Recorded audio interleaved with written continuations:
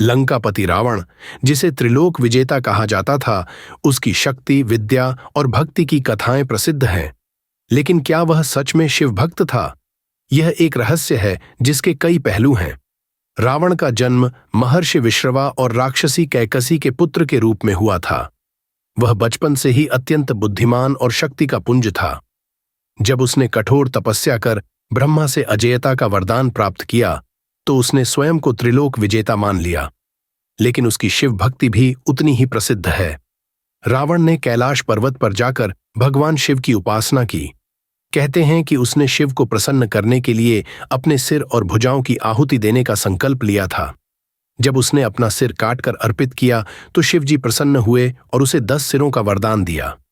यही कारण है कि रावण को दशानन कहा जाता है।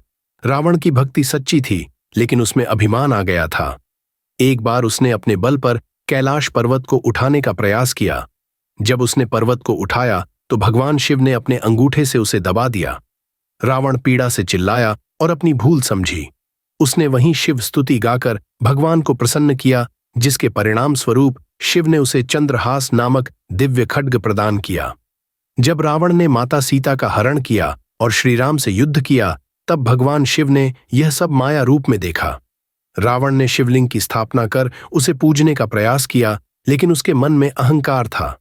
शिव ने उसकी भक्ति की परीक्षा ली और अंततः यह सिद्ध हुआ कि उसकी भक्ति में अहंकार समाहित था।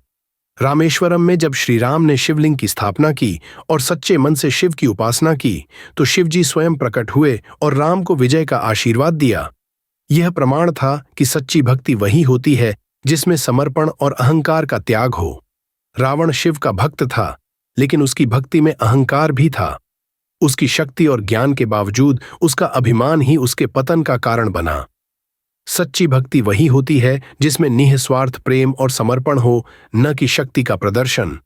यही रामायण का रहस्य है। अहंकार भक्ति को दूषित कर सकता है और सच्ची भक्ति वही होती है जिसमें समर्पण और विनम्रता हो।